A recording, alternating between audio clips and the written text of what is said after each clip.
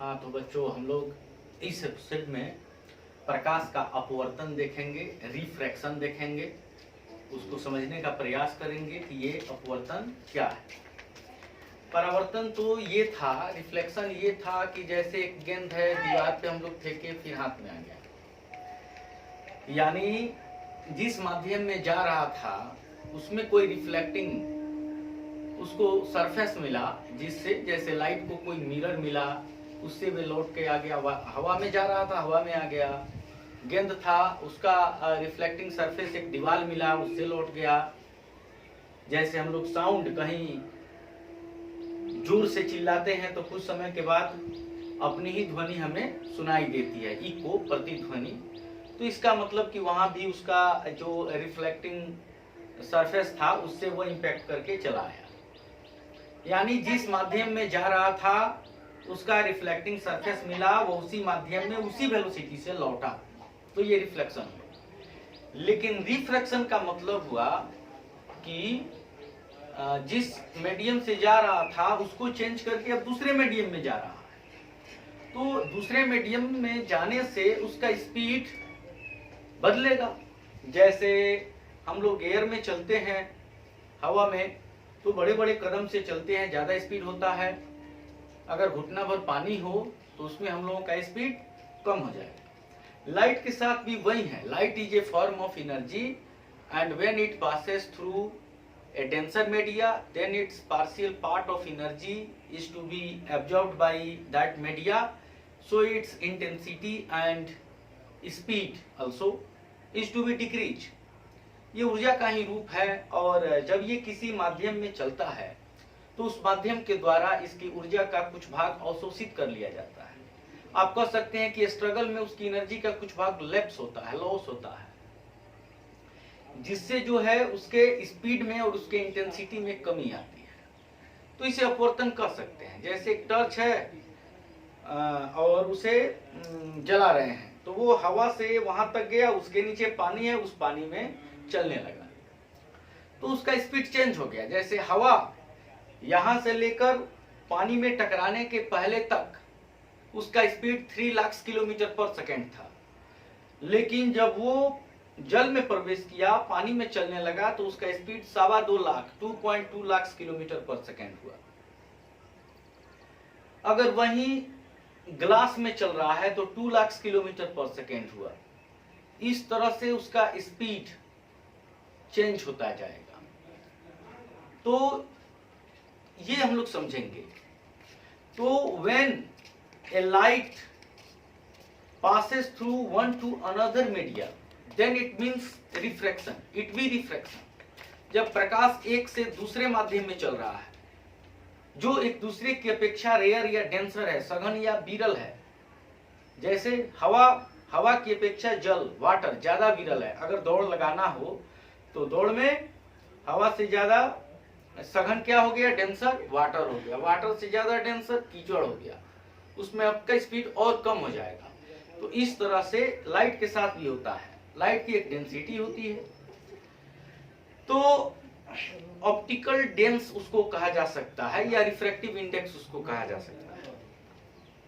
तो सबसे पहले एक फार्मूला होता है, C equal to F into lambda. C मतलब वेलोसिटी ऑफ लाइट, प्रकाश का वेग। वेलोसिटी को भी से डिनोट करते हैं, लेकिन C का मतलब ये क्रिटिकल वेलोसिटी है। यानी इसके समान किसी भी दूसरे नेचुरल या आर्टिफिशियल कोई भी ऐसा ऑब्जेक्ट नहीं है पूरे ब्रह्मांड में, यूनिवर्स में, जो इतने स्पीड से चल सके। आज तक ऐसा कुछ नहीं पाया गया। F का मतलब फ्रीक्वेंसी, और लैम्डा का मतलब वेवलेंथ। यानी प्रकाश का वेग जो है वो प्रकाश की आवृत्ति और उसके तरंग दैर्घ्य के गुणनफल के बराबर होती है। प्रकाश आवृत्ति, फ्रीक्वेंसी का मतलब 1 सेकेंड में दोहराई जाने वाली घटना का नाम है फ्रीक्वेंसी। जैसे एक पंखा 1 सेकेंड में 10 चक्कर लगा रहा है तो उसका फ्रीक्वेंसी 10 हर्ट्ज कहा जाएगा। कोई पेंडुलम अगर 10 ऑसिलेशन 10 दोलन पूरा कर रहा है तो अपना उसका 10 हर्ट्ज कहलाएगा। आप यहां से 4 बार जाकर 1 सेकेंड में आ सकते हैं तो आपकी फ्रीक्वेंसी 4 हर्ट्ज कही जाएगी। या आपको अगर 5 सेकेंड लगता है किसी घटना को पूरा करने में, एक सर्किल पूरा करने में, हर 5 सेकेंड में आप पूरा करते हैं तो आपकी फ्रीक्वेंसी 1/5 हर्ट्ज होगी। तो नहीं, 5 सेकेंड में अगर पूरा करते हैं तो 5 सेकेंड होगी प्रत्येक सर्किल। अगर 1 सेकेंड के 5वें हिस्से में अगर सर्किल आप पूरा कर लेते हैं तो 1/5 ये हर्ट्ज हुआ। तो फ्रीक्वेंसी का मतलब ये हुआ कि 1 सेकेंड में दोहराई जाने वाली घटना की संख्या, number of event revising in 1 second. और वेवलेंथ का मतलब हो गया कि आपके कदम की लंबाई, जो प्रकाश या ध्वनि तरंग के रूप में चलता है उसके कदम की लंबाई। तो प्रकाश का वेग, velocity of light only depends upon its frequency and it's wavelength, frequency और वेवलेंथ पे। अब इसमें जो फ्रीक्वेंसी है ये कांस्टेंट है, यानी एयर में अगर 1 सेकेंड में, अगर लाइट एयर में 1 सेकेंड में 5 कदम चल रहा है तो ग्लास में भी, वाटर में भी, डायमंड में भी, बेंजीन में भी, केरोसिन में भी, आइस में भी वो 5 कदम ही चलेगा। ठीक है, यानी फ्रीक्वेंसी इज कांस्टेंट। तो हम लोग क्या लिख सकते हैं, C इक्वल टू फ्रीक्वेंसी को कांस्टेंट K इंटू लैम्डा। अब इस कांस्टेंट K को हटाएंगे तो इक्वल का साइन प्रोपोर्शनल में चेंज होगा, तो C is directly proportional to lambda. That means velocity of light is directly proportional to its wavelength, and velocity of light does not depend upon its frequency. प्रकाश का वेग इसकी आवृत्ति पर निर्भर नहीं करता माध्यम बदलने पर, और उसके सिर्फ तरंग दैर्ध्य पर ही निर्भर करता है। इसका मतलब हुआ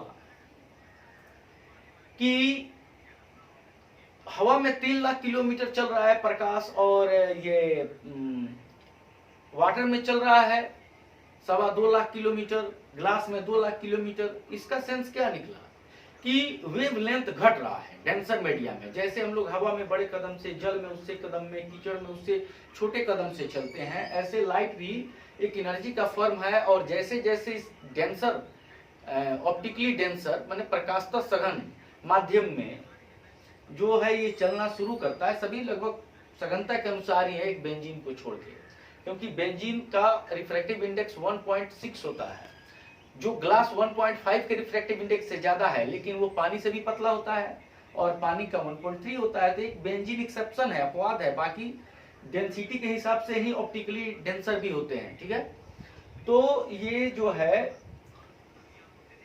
velocity of light is directly proportional to its wavelength. कदम घटता है डेंसर मीडियम में जाने पर, हवा में बड़े कदम से, जल में उससे छोटे कदम, ग्लास में उससे छोटे कदम, हीरा में उससे छोटे कदम। तो कहने का मतलब है फ्रीक्वेंसी चेंज नहीं होता है, वेवलेंथ चेंज होता है। यानी डेंसर मीडियम डेंसिटी जैसे जैसे बढ़ती जाती है मीडियम की, वैसे वैसे स्पीड घटता जाता है। That mean velocity of light decreases with increasing its density, that means increasing refractive index of the transparent material। तो ये जो जैसे कि हवा में 3 कदम चलता है 1 सेकेंड में मान लो, तो ये इस कदम से चलेगा, वहीं वाटर में 3 कदम ही चलेगा, इस कदम से चलेगा, वहीं ग्लास में 3 कदम चलेगा, इस कदम से चलेगा, डायमंड में 3 कदम ही चलेगा, इस कदम से चलेगा। That means when refractive index of a medium is increasing, then its wavelength is decreasing and velocity of light is also decreasing। यानी प्रकाश का जो, जैसे कि पारदर्शी जो माध्यम है उनकी जो अपवर्तनांक यानी सघनता जैसे जैसे बढ़ती है, वैसे वैसे प्रकाश का वेग उनमें घटता जाता है। ठीक है, तो क्यों प्रकाश का वेग क्यों घटा? क्योंकि उसके कदम की लंबाई यानी उसका तरंग दैर्घ्य घट गया, आवृत्ति में कोई परिवर्तन नहीं हुआ। तो प्रकाश का मुड़ना ही अपवर्तन है। मुड़ा क्यों? कदम का साइज बदलने के कारण वो मुड़ा। जैसे हम लोग क्या करते हैं, हम लोग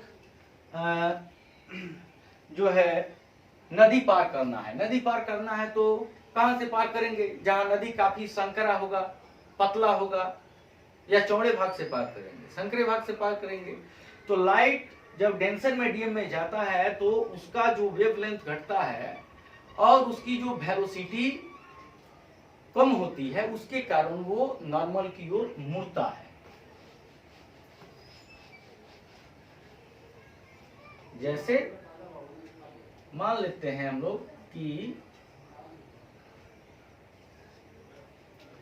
ये रेयर मीडियम है, एयर है और ये ग्लास है। यहां से गया लाइट बड़े बड़े और यहां छोटे छोटे, तो ये मुड़ गया। और वही जब यहां से जा रहा है,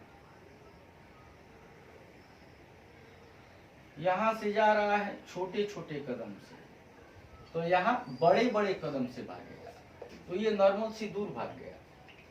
तो सबसे पहले हम लोगों को रिफ्रैक्टिव इंडेक्स के बारे में कोई ज्यादा डीपली समझना होगा। Absolute refractive index, relative refractive index के बारे में समझेंगे तो थोड़ा सा ये समझ में आएगा। ठीक है, चलिए क्या देखते हैं। इसमें देख रहे हैं रिफ्रैक्टिव इंडेक्स, अपवर्तनांक, इसे म्यू से या न्यू से डिनोट करेंगे। ये रिफ्रैक्टिव इंडेक्स म्यू क्या है? म्यू का मतलब हुआ C naught by CM, not that means where nothing is available, जहां कुछ भी नहीं है, निर्वात। यहां लाइट के लिए एयर भी लिया जा सकता है। तो velocity of light in vacuum और एयर, तो mu means refractive index, mu means refractive index equal to velocity of light in vacuum और air by velocity of light in medium. निर्वात या वायु में प्रकाश का वेग बटा माध्यम में प्रकाश का वेग। जैसे हम लोग पता करना चाहते हैं refractive index of glass, mu g क्या होता है, तो निर्वात में प्रकाश का वेग 3 × 10⁸ मीटर पर सेकेंड, किलोमीटर पर 3 लाख किलोमीटर पर सेकेंड, और ये ग्लास में होता है 2 लाख किलोमीटर पर सेकेंड। तो कितना 3/2 यानी 1.5। या हम लोग जानना चाहते हैं कि वाटर का रिफ्रैक्टिव इंडेक्स, तो mu W refractive index of water, velocity of light in vacuum or air by velocity of light in medium, that means water, it is equal to 1.3, that means 4/3। तो ये refractive index हुआ, यानी the ratio of velocity of light in vacuum और air and velocity of light in medium called refractive index of that medium. निर्वात या वायु में प्रकाश का वेग और किसी माध्यम में प्रकाश के वेग के अनुपात को क्या कहते हैं? उस माध्यम का अपवर्तनांक कहते हैं। और इसी अपवर्तनांक के चेंज होने के कारण प्रकाश अपने पथ से विचलित होता है। Light diverted to its real path due to be changing of the refractive index. तो ये जो है इसी के चेंजिंग के कारण ऐसा होता है, रिफ्रैक्टिव इंडेक्स की चेंजिंग के कारण ही ऐसा होता है। तो ये रिलेटिव भी ले सकते हैं, एयर के रेस्पेक्ट में भी ले सकते हैं। तो रिफ्रैक्टिव इंडेक्स को दो पार्ट्स में बांटा जा सकता है, एक को एब्सोल्यूट रिफ्रैक्टिव इंडेक्स और दूसरे को रिलेटिव रिफ्रैक्टिव इंडेक्स। ठीक है। एब्सोल्यूट रिफ्रैक्टिव इंडेक्स निरपेक्ष with respect to air, refractive index of a medium with respect to air called absolute refractive index। सिर्फ हवा या निर्वात की अपेक्षा किसी माध्यम का जो आप अपवर्तनांक लेते हैं उसको आप निरपेक्ष कहेंगे। जैसे refractive index of water with respect to air. ठीक है, यानी हवा की अपेक्षा जल का अपवर्तनांक, या refractive index of glass with respect to air, सिर्फ एयर की अपेक्षा, यानी वायु की अपेक्षा कांच शीशा का अपवर्तनांक या बर्फ का अपवर्तनांक वायु की अपेक्षा। Refractive index of ice with respect to air. इसे लिखेंगे कैसे? जो अपेक्षा होगा उसको नीचे, ठीक है, जिसका निकालना होगा उसको ऊपर। जैसे refractive index of water, water का refractive index with respect to air, air के रेस्पेक्ट में, तो एयर म्यू ए नीचे हो जाएगा, वाटर ऊपर हो जाएगा। ऊपर वाले को दाहिने राइट साइड में लिखते हैं, नीचे वाले को लेफ्ट साइड में। इसको कैसे पढ़ेंगे? Refractive index of water with respect to air, या हिंदी में इसको पढ़ सकते हैं हवा की अपेक्षा जल का अपवर्तन। इसको कैसे लिखेंगे? देखेंगे विथ रेस्पेक्ट टू किसके साथ है, एयर के साथ है, तो एयर नीचे, फिर ये ग्लास ऊपर, ऊपर वाले को राइट और नीचे वाले को लेफ्ट साइड में। फिर ये जो है रिफ्रैक्टिव इंडेक्स ऑफ आइस, आपको वही बात हुआ, वायु की अपेक्षा बर्फ का अपवर्तनांक या बर्फ का अपवर्तनांक वायु की अपेक्षा। इसमें क्या पकड़ना है? अपेक्षा किसके साथ है, यानी जो है refractive index of ice, ice का with respect to air, with respect is along with air, so mu a in denominator. तो इसको दाएं लिखेंगे राइट साइड में और इसको लेफ्ट साइड में। तो ये सब एयर के रेस्पेक्ट में ही, एयर के रेस्पेक्ट में ही लिए गए हैं, एयर के रेस्पेक्ट में, इसलिए ये सभी एब्सोल्यूट रिफ्रैक्टिव इंडेक्स हुए। और रिलेटिव रिफ्रैक्टिव इंडेक्स जो है उसको आप एयर के रेस्पेक्ट के अलावा कोई दूसरे मीडियम से उसका कंपैरिजन कर सकते हैं। जैसे कौन किसके रेस्पेक्ट में ज्यादा डेंसर है, जैसे डेंसर क्या है, रेयर क्या है, ये कोई मायने नहीं रखता है। मायने ये है कि कौन किसकी अपेक्षा रेयर है, कौन किसकी अपेक्षा किसके रेस्पेक्ट में डेंसर है, ये सबसे बड़ा फैक्टर है। तो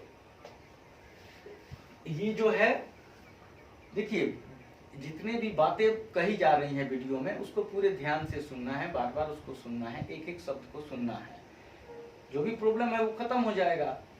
तो हर बार आप सुनेंगे तो आपको ज्यादा कुछ मिलेगा। तो इस तरह से वो एक एक शब्द कीमती है। तो ये जो है रिलेटिव रिफ्रैक्टिव इंडेक्स, आपेक्षिक, या इसी को कह सकते हैं सापेक्षिक क्या अपवर्तनांक। तो